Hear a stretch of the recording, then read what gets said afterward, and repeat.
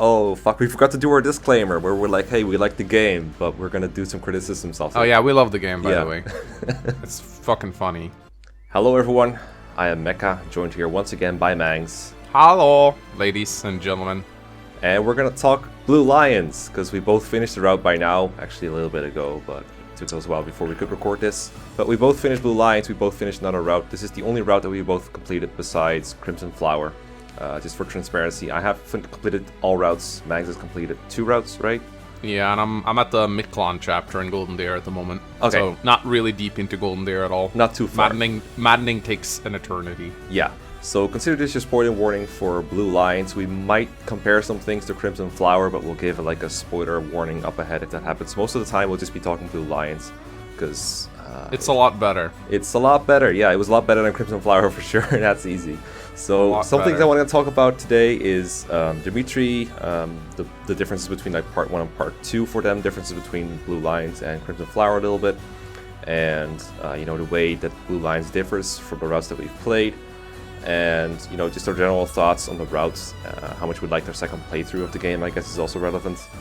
Things like the final boss, we'll discuss that too, but like at the very end. So that's just to get you an idea of where we're going. So yeah, spoiler warning, that's really all I'm gonna say. So Dimitri is the lord of the whole thing, probably the biggest focus of the whole thing.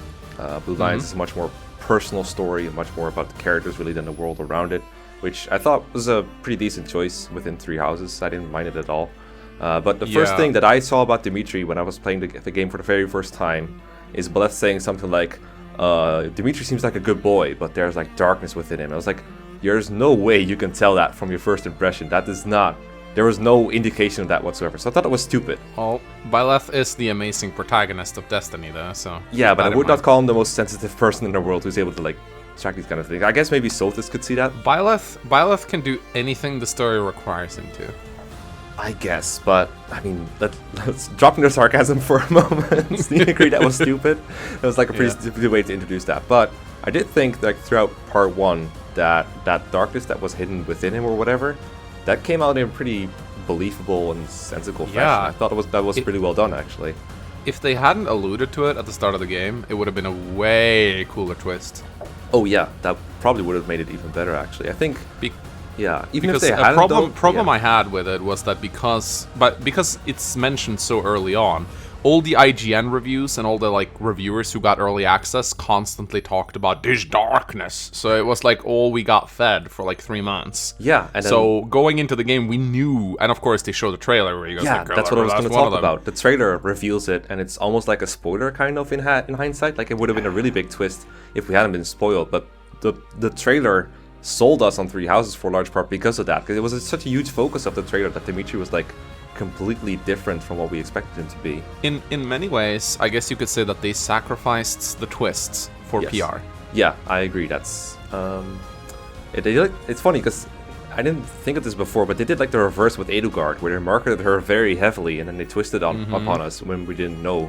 But maybe they felt that the Edelgard twist was enough to surprise the players, and that we didn't need the Dimitri twists on top of that. Oh, that's a good way to look at it. I like that because because I mean, I'm gonna be honest. I mean, while I would have preferred to experience his heel turn, as you can call it, myself, I must admit that the whole thing, like all the advertisement of his dark side, did make me very interested in the game. Yeah, the same goes for me. So I'm having trouble of like, I want to criticize it because it spoiled me, but at the same time, it got me so much more hyped for the game than I was back when it was like anime super high school adventure, basically. Because Dimitri could have been such a boring character. Dimitri looked very boring to us after like the first trailer or two. I am honorable guy. I'm a knight. I call him like Eliwood version 2.0 basically. Yeah, like it's one of Lance the early thoughts videos. Yeah. Oh man.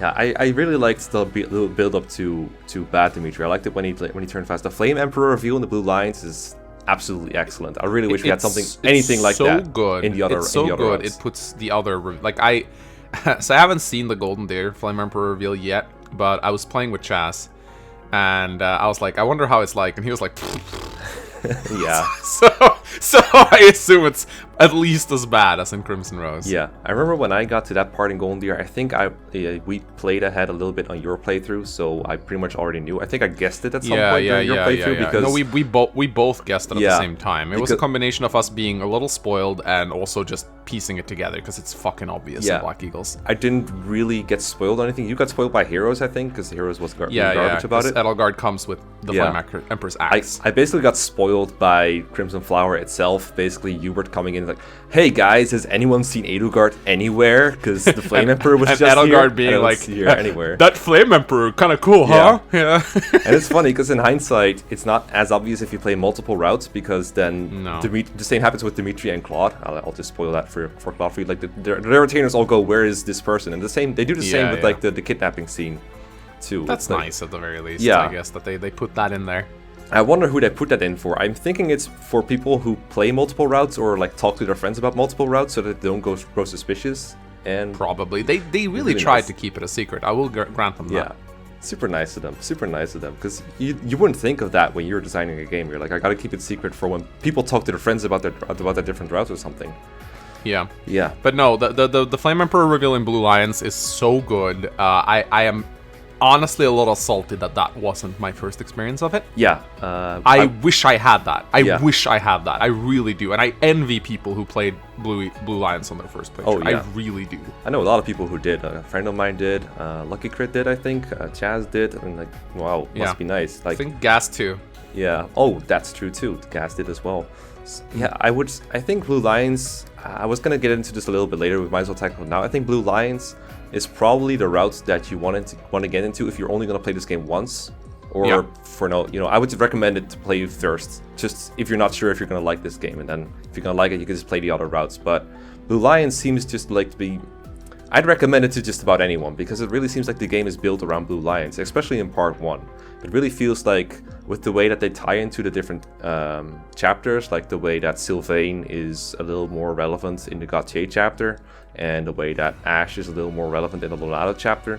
The other routes don't really have kind of an equivalent to that. They all talk about it in different ways, but they don't have a personal connection to those. And Blue Lions really adds to it. And I don't know if you've read this too, but I saw like a developer comment somewhere or someone talking about a developer comment somewhere saying that Blue Lions was probably the first route they finished, or like the way the part 1 was kind of written around Blue Lions. I can definitely see that because they are so much more involved with everything that happens than everything else. Everyone else is more just, especially the Golden Deer, but the Crimson Flower kind of too, or I guess Edelgard, Black Eagles, whatever you want to call it. Yeah, absolutely. I agree.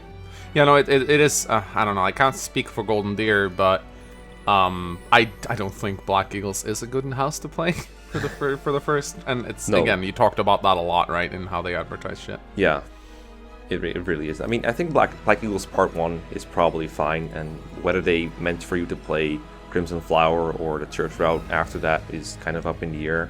I'm of the opinion that they probably intended for Edelgard to leave you, and that she was mostly written to be antagonist because the Crimson Flower route is just so rushed. But we can only really speculate about that. But I absolutely do feel that the Blue Lions was written first, and it really shows. And I think it also, in a way, it's kind of like a bittersweet moment when you realize how good Blue Lions is, because you're probably never going to find a route that's better for part 1. It's kind of sad because I don't know about you, but I've been finding part 1 really repetitive for like multiple playthroughs, especially New Game Plus, where everything just kind of comes to you automatically. It's like, oh my god, I have to go through this shit 4 times. Why? I can tell you right now, I'm never playing New Game Plus again. Yeah, for sure. And also, being on my, I mean, this is practically my 3rd playthrough of the game right now. God, I am tired of part 1. It is just like the only thing I'm on a lookout for is whenever Claude speaks, because that's what's new. Yeah. I don't necessarily mind that part 1 is repetitive, but I am very tired of it. I like it for manning, like you said, because you can optimize and stuff, and there's definitely some gems hidden in there in the monastery and stuff that's like cool to discover as you're playing different houses. But for a game that seems to be so heavily marketed as like replayable, I thought it was going to be super replayable. There would be a lot of replayability with like 3 and then even 4 different routes, but they really made it a big pain in the ass to replay.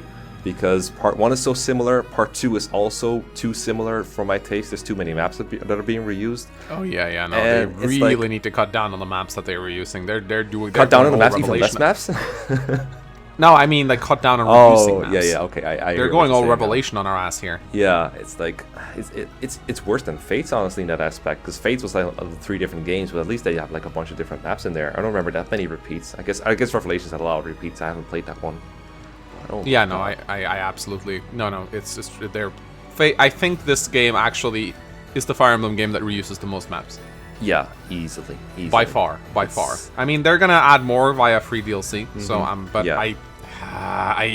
like that they're adding DLC. We already had like one. We had that Wave 1 DLC where they were gonna add more auxiliary battles. They were just more map reuses, as far as I can tell. Yeah. No. They're not new at all. It's like, hey guys, here's new maps. It reminds me of Warriors when they put out DLC. They were still the same maps.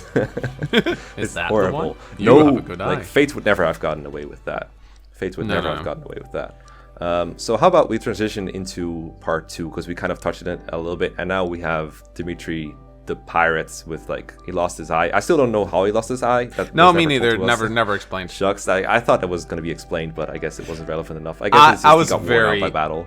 I think he just. I'm very disappointed we didn't. Whenever I saw him having an eye patch, I always assumed that him losing his eye would be part of the reason why he went mad. I thought that he would go up against some sort of powerful boss and he would get like crushed, and then the boss would like take a dagger and like stick it into his eye or something. I thought it was going to be a grotesque and gruesome scene where he basically gets his eye stabbed out. Yeah. And not that I would think that would happen in a Fire Emblem game, but that's what I thought. Yeah. And to only get like, I don't know, like he poked himself in the eye or something. We don't know. Like, I don't know. I got a little bit disappointed, honestly. Yeah, I think the most revealing of that they did is they like implied that he got into a ton of battles and killed a ton of people, and then we have to assume that in the process of that he lost an eye somewhere, which is like fine. That's a fine assumption to make, but I thought we'd really get more than that. But I guess it was just there to make him look different and worn out. Yeah, it's just he only gets that eye patch in Blue Lions, so it is just literally to give a physical manifestation of his darkness. I think that's all the reason why it's there. It's just to make him look different.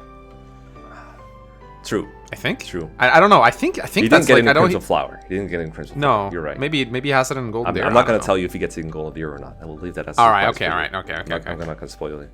So, what do you think of edgy Dimitri, as I should like to call him? What do you think of like Dimitri on his lowest point? Well, as people probably know, based on how often I make fun of Felix, I have great difficulties taking edgelord characters seriously. I just think it's such an overused trope. But I will say that as far as Dimitri goes, they did it better with him than I expected. There are 2 edgelords in this game, Felix and Dimitri, and Treehouses actually does them a lot better. I disagree with you that Felix is just an edgelord, by the way, but let's keep on going with Dimitri. I think it's hilarious. It has different critical quotes. Burn in the eternal darkness. Like it's a nice touch, honestly. It's hard for me not to laugh. I think edgelord characters are just such a stereotypical trope to me that I have difficulties not finding it humorous. But I actually, as far as Dimitri goes, he did it a lot better than what I've seen in many other stories. What particular thing of his edginess do you like the best? Is it the part that it was built up in part 1?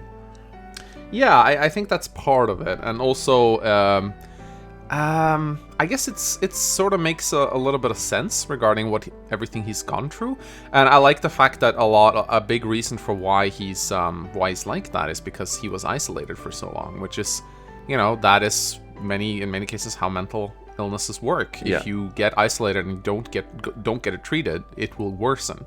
So it was sort of like he had that 5-year time skip where he was alone and had no one to rely on and was just walking around killing people. So it makes sense that he would really just flip, if that makes sense. So I think it was done well. It was logical. It made sense. It didn't feel forced. I think that was the one thing I was worried about, that it was going to feel forced. Okay, fair enough. I kind of agree with that. I think that Dimitri's build-up was really good, like I said. And one thing I was disappointed in is that characters didn't really call him out very often on just how annoying he was behaving. I feel like it's been a while since I played, and like I don't remember the story 100%, but I feel like every time Dimitri talked, everyone just kind of nodded and went along with it, except Felix, whose whole character is basically contradicting Dimitri, and he's like the only voice of reason almost. Like, people like, I don't expect people like Gilbert, Annette, Rodrigue, they just kind of shut up and take it and just let Dimitri lead them around being insane. I was expecting a little bit more agency of these characters on their own. I was also very disappointed that, you know, the dude wasn't around to reel him in a little bit, which I guess was intentional. But then even when he is around, they don't really give him a whole lot of relevance. I guess because he could have died off screen, so they couldn't give him like very important lines. But I was really hoping for more Dedu and Dimitri interaction to hopefully reel him back to sanity, because Dedu saved his life. So I don't know. Yeah. I too. I was like, do these guys think this is gonna work? Yeah. You know, it's I mean, are we gonna place this crazy prince in charge of this? Like, I don't know. Yeah. I'm a little bit worried. I can't really understand how Rodrigue and Gilbert were like, oh, fuck. I don't think this is a good plan, folks. I mean, the game does kind of flirt with that whole theme of the divine right to rule, with the whole, with like crest marriage and all that stuff, and Edelgard is very big on her right to rule. Should be, you know, it should be earned, not just gotten through birth.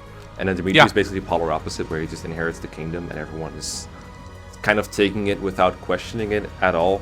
So I guess that's supposed to be intentional, because they are supposed to be foils to each other. Yeah, they are.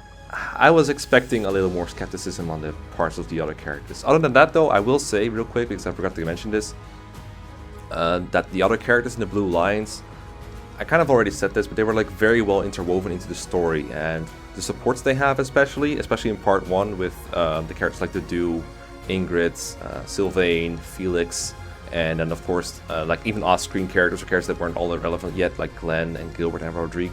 They were so much more integrated with the whole story as a whole. That part I really liked. I was kind of annoyed that I couldn't really find a good time to record supports in my own playthrough, because they really felt like a good part of the experience for me. Oh yeah, no, they are. They definitely are. They definitely are. Yeah. Can we talk about Rodrigue's death? Because I have a lot to say about that. Oh yeah, that was totally up next. Go ahead. What do you have to say about Rodrigue's death? So why doesn't Baleth use Divine Pulse when Rodrigue dies? Baleth never uses Divine Pulse after that one cutscene in part 1 when he's fighting against Why not? I don't know. That's just. I mean, I agree with you that it's like a massive plot hole, but okay, so if we accept that, like, it's an easy criticism of the game to make that I think is totally legitimate, but it's not the most interesting one to make. That's all I'm gonna say about it. Like, and I wasn't planning on using a lot of time on it, but it was a big course of discussion in my Let's Play. And yeah.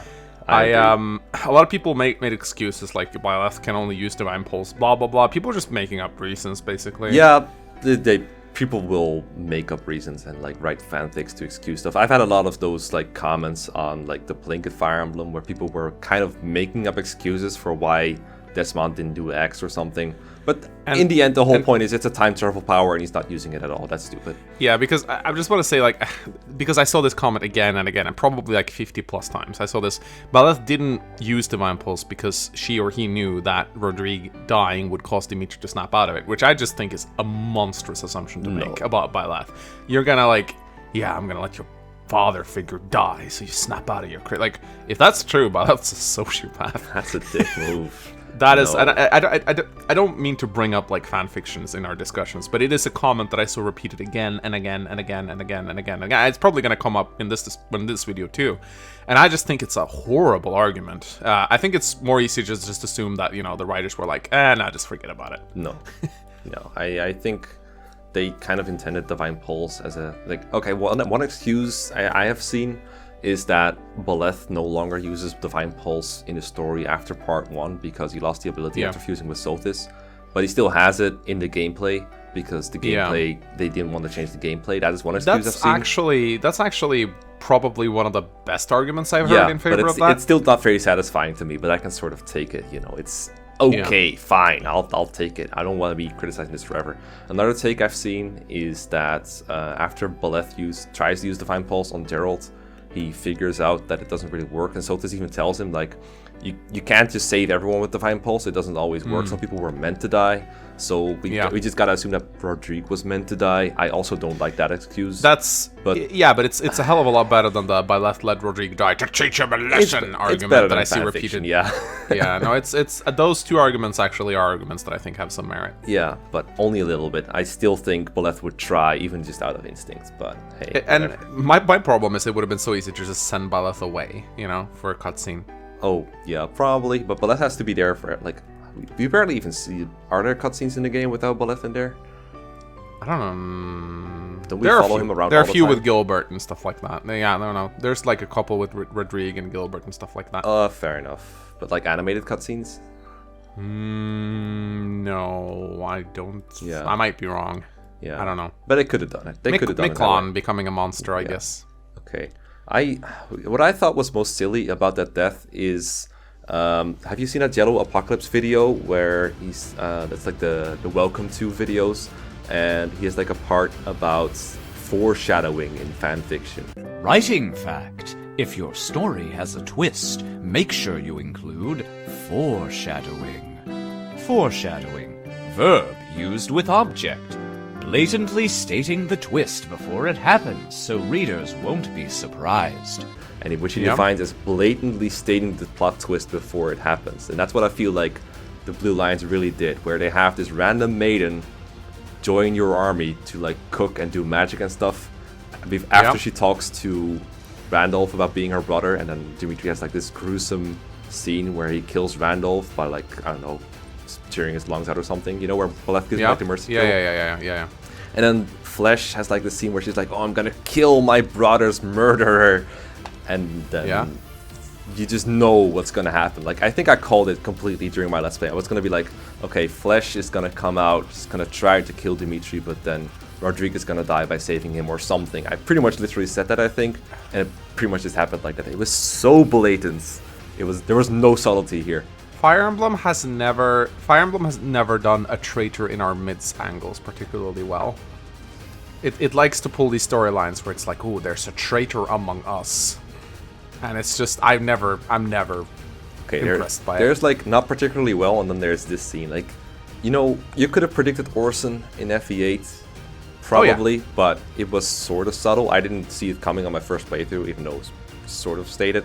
This one I could see coming from miles away. It was ridiculous, and like, especially after Crimson Flower, where you spent more time with Flesh and Randolph. I didn't even recognize Flesh when I saw her. I was like, "Who's this maiden?" I thought she looked like Edelgard, young Edelgard. Oh, that's pretty funny too. That could have been a funny way to go about it. Yeah, but did you expect the scene to play out like it did?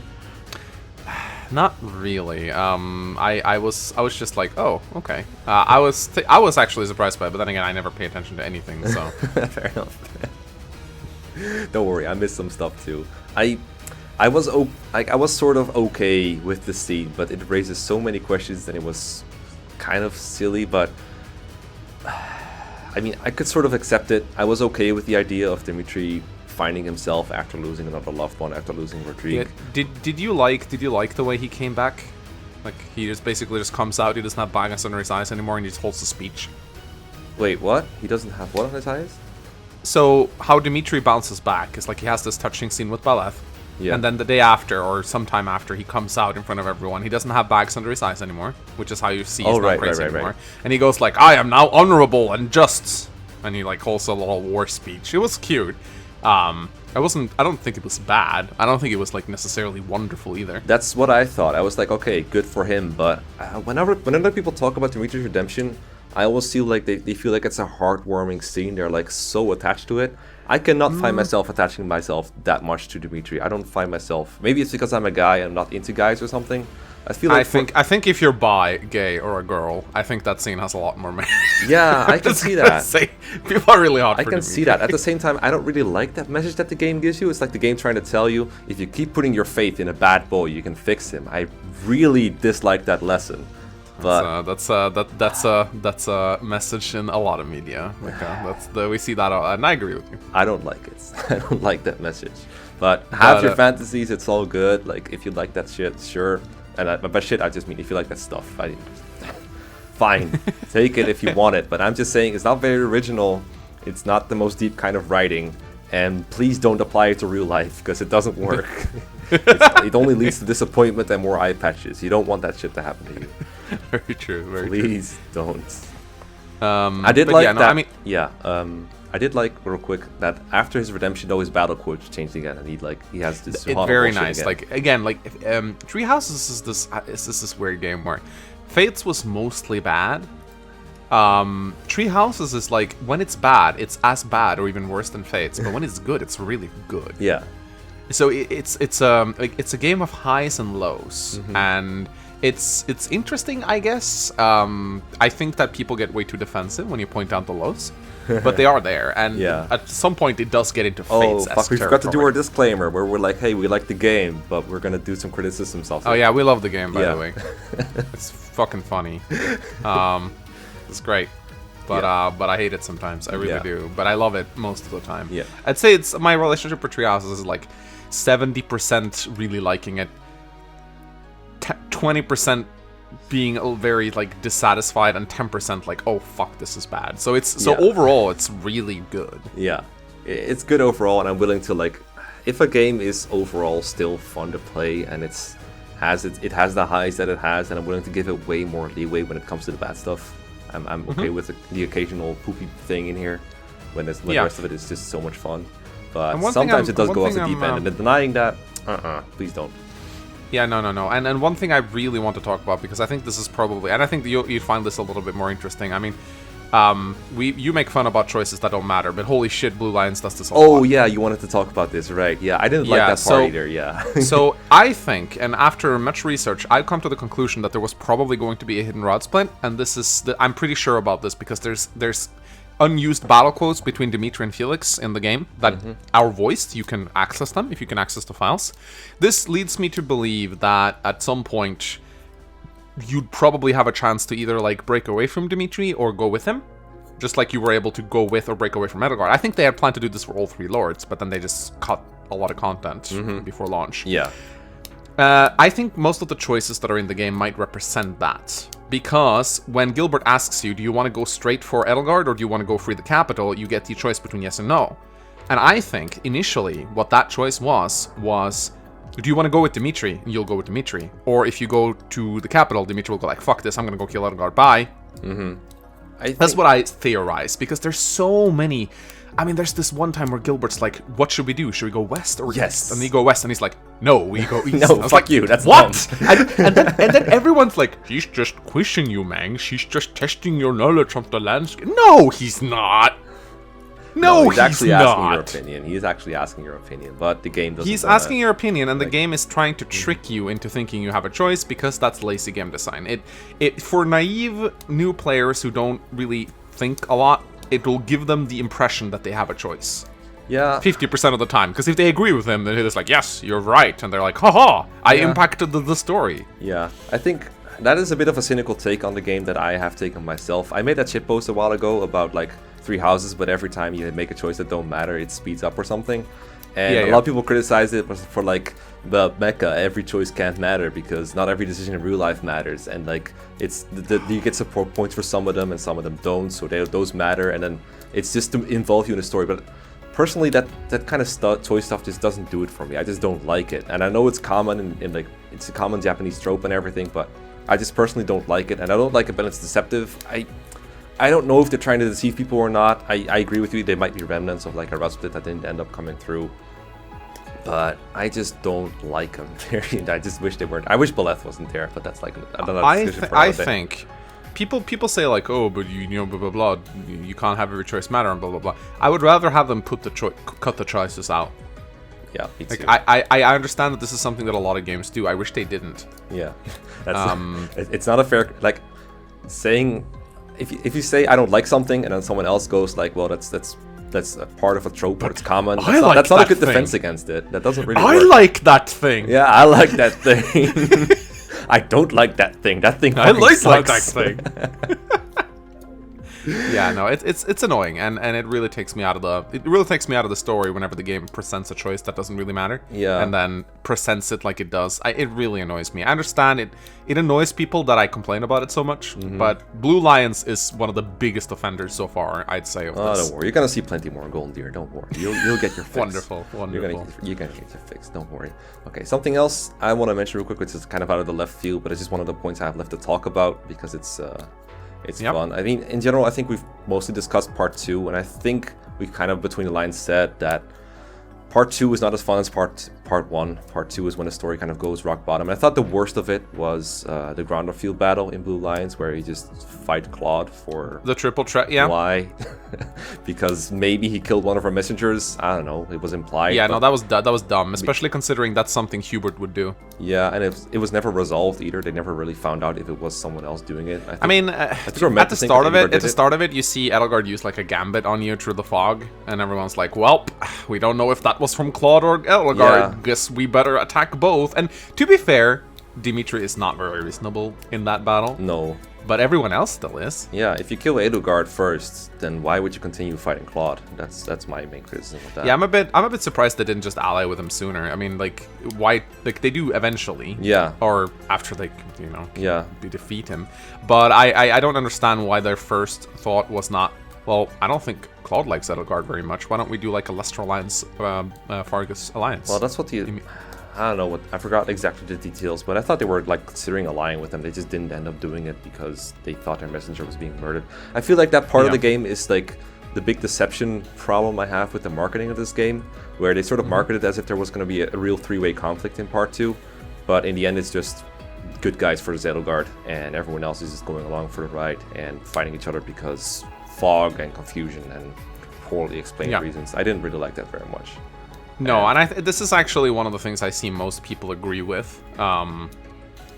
Like, there's a lot of people defending like the choices and stuff like that, but if there's one thing I didn't see a lot of people defending, it was like the three-way battle. No, that was dumb. It's pretty commonly criticized on like the subreddit, for example. I see it almost every day, people talking about that stuff. So I really do feel like the honeymoon period of Three Houses is slowly coming to an end. People are more willing to criticize it now, so which is good. Like, don't get me wrong, I like the game and everything, but I do like actually talking about the game as a whole and not just the good parts.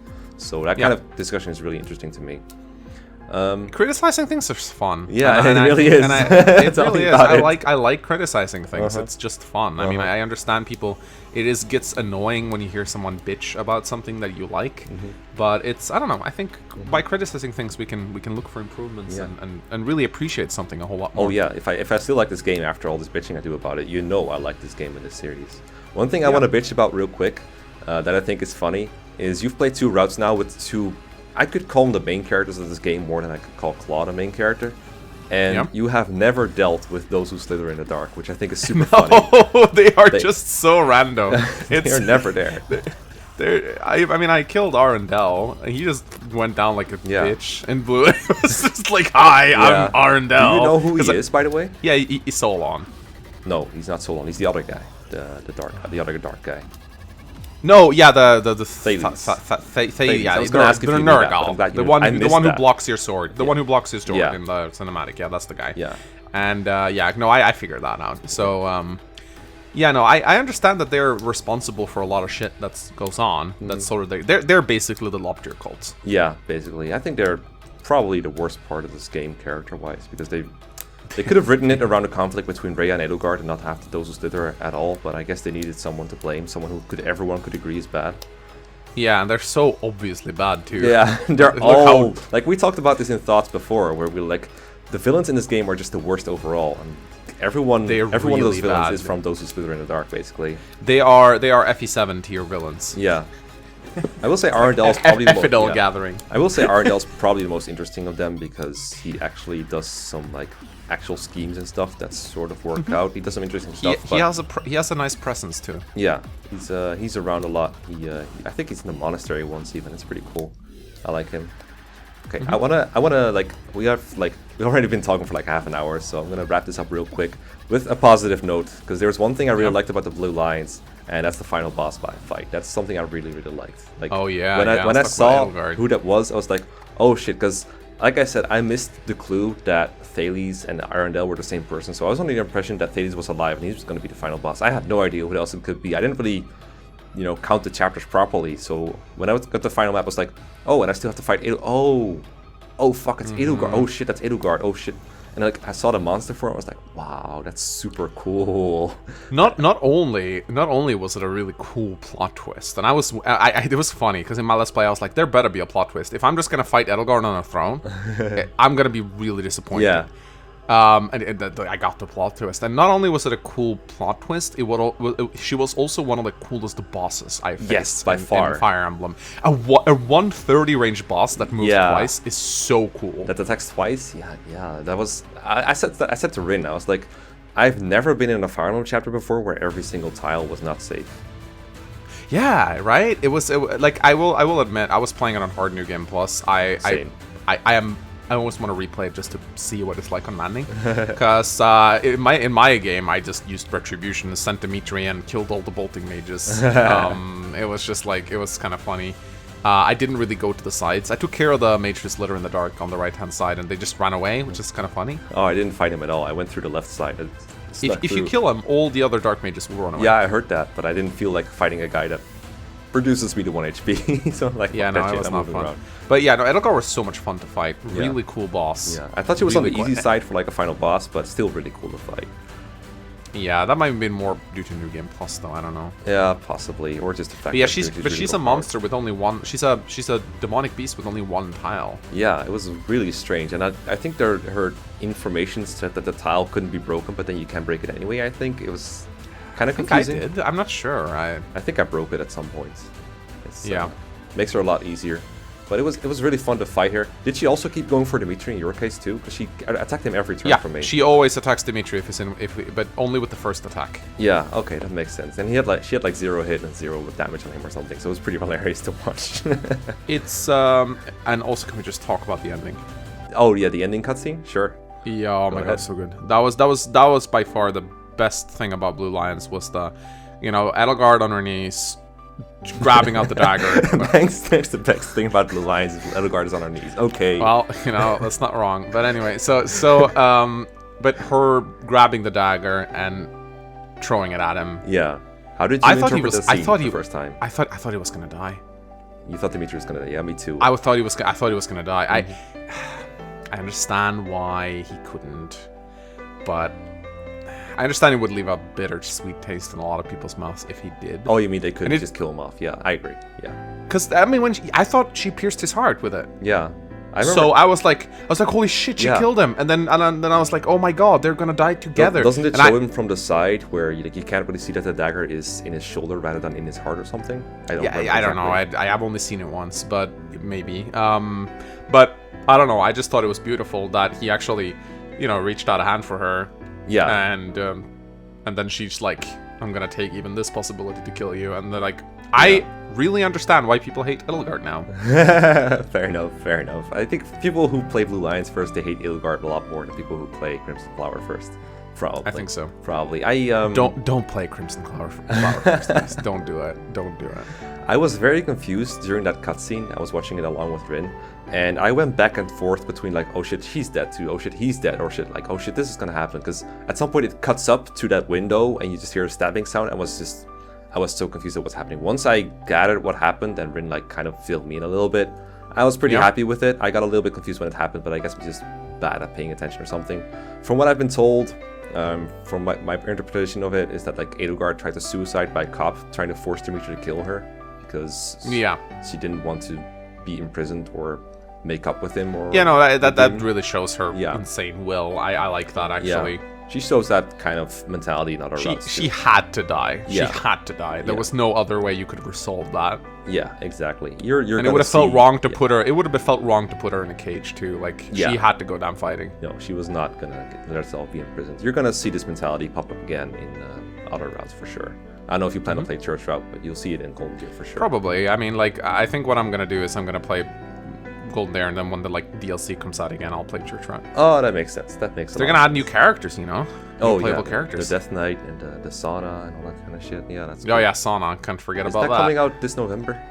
I don't know, man. They never tell me anything. Oh, they never tell me anything either. It's like, man, My DMs are open for you, Nintendo. Yeah. Just give it to me, Koei or whoever else makes these games. I don't remember. Maida? No.